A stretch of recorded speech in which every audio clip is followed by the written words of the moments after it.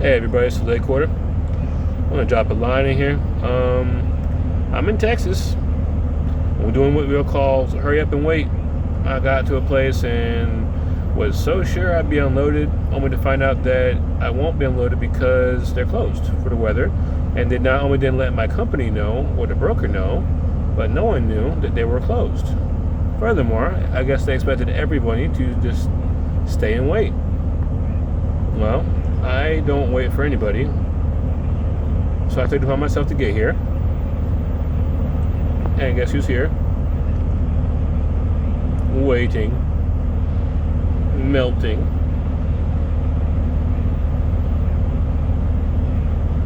Me. The late quarter had a little adventure though. While he was waiting, he had a driver help him out. So while I was waiting here, my truck made some noises. I investigated. It cut off on me. So it wouldn't start. So I got a jump start. Pilot came out here and jumped me. Didn't fix the problem though. Came out to jump me, didn't fix the problem, still charged money. We'll call it $400. Now, since it's cold, the solenoid on the engine and the starter can freeze up when it's freezing. It was around 10 degrees last night. Now, I didn't cut the truck off, but it shut off. A lot of trucks have the little stop engine thing. Trucks do that, and if you don't have it turned off or adjusted, it will just shut off on you. And so it shut off, and then it wouldn't turn back on. So I was not able to turn the truck on for some hours, and this driver stopped to give me a hand. We didn't know exactly what it was, so we troubleshooted a couple things. This was after the pilot guy came now. I just waved. I was like, this sucks. And he's like, I'll help you out.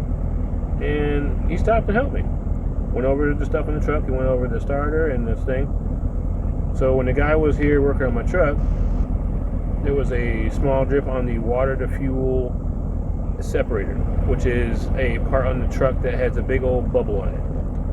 And I'll show you a picture of it. But in any case, it separates air from the water, the fuel, and what that does is it makes pressure so that it can pressurize, push the diesel into the engine to start it. Well, mine had a small drip, but that isn't really the whole reason why it stopped running, but it's part of it. It wasn't fastened all the way, it was loose a little bit. The guy claimed it needed to be replaced and all that. Well, what I did is said, I don't think so. After he left, I pushed up on it a little bit with my glove and twisted it up, and voila, it's up there. It's snug and tight and no leakage. Uh-oh. But the fuel's out. So there's something called a primer on the engine, which you use to pump fuel in and make it stiff. But it has to be stiff so that there's a current going through of air pressure, but there wasn't any because my air compressor wasn't working. It stopped working as well. It sat and got frozen. So part of it was frozen, so it wouldn't work right. So what I did is first I got the truck to start. After 7 tries of trying to crank the truck over, I finally got to turn over. What this did for me was it made it so I could focus on the air compressor next. Meanwhile, the guy that was, stopped to help me, his name is Brian, he's a flatbed driver. He was just driving on this here road, moseying along, he saw me wave, and he was kind enough to stop and try to help. He just, it's the kind of person I am. I try to help people. And, I was like, okay, well, welcome to help, because, nothing sucks worse than me stuck and being alone. Offered me food, water, I said I was okay, need anything. And we couldn't figure it out. So what I did is let the truck run for a while. There was a valve on the compressor that kept popping out air on the top. Eventually it stopped popping the air out and let the air build up, but it took almost 45 minutes. And what I believe this was in this frigid temperature, it froze a little bit, and then with the truck not running, it compounded the issue of freezing. So that's what I believe happened in that case. So, but with his help, with Brian's help, I wouldn't have been able to do it, but with Brian's help, I was able to figure out a way to get it to work. He helped me understand how to prime it. I had an idea, but went over it a little bit because he had a similar truck. And we talked about it, and then I tried it while it was gone. And again, it took about 6 tries, and then voila, truck start. Then I worked an air compressor. I was gonna make another call out because I had called to try and get it started. It didn't work. I just let the truck run for a while. It was annoying, but eventually it stopped. And what it made me realize was when it's freezing, you gotta give your truck way more time to warm up than normal, especially diesel. Now, I don't believe I rushed it. I gave it a good 20 minutes, but that clearly probably wasn't enough for the truck because it's diesel. So the diesel truck is not like gas where it keeps the heat so easily. It's got to work differently to keep going, you know. So with that being said, after a little while, it stopped making the weird noise of the air. And by the way, I was not able to build air. I was at 0 psi means the brakes don't work, which are 2 valves. These won't work.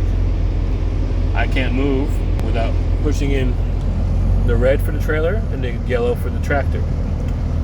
And then the air gauge, I don't have air pressure. So it was not working properly, so I was unable to get air. The air controls everything on the truck since it's automatic. Air controls when it shifts, when the brakes release, don't release. Literally everything in the truck is run by air. So if you can't build air, you can't move. The truck's dead. Well, I was able to fix that. I got my air built up so I could move. And we're groovy, baby. We're groovy. And yeah, Lake Quarter got some hands-on dealing with this truck. Didn't need to do another call, get a tow, or anything like that. Drivers, if it's cold out, make sure you have a little bit of rubbing alcohol and put it in your airlines, because alcohol does not freeze. Yeah, it's a liquid, but it doesn't freeze. What this means is it'll go through your compressor and air dryer and help it from freezing up. If it freezes up, you're done. Your brakes will lock up, your tractor brakes will lock up, your trailer brakes will lock up, and you're not going anywhere. And I mean not going anywhere, I'm meaning the tires will lock down like you slammed the brakes down to lock them down to stop. You're not going anywhere.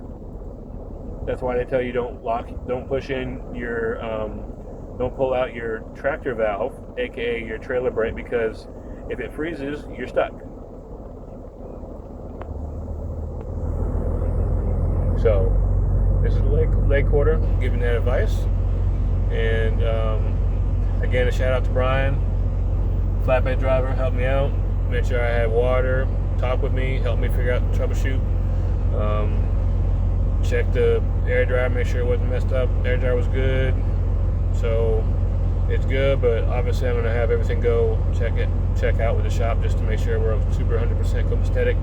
And yeah, so yeah, this is the Lake Quarter, and I'm checking out. I'll see y'all next time.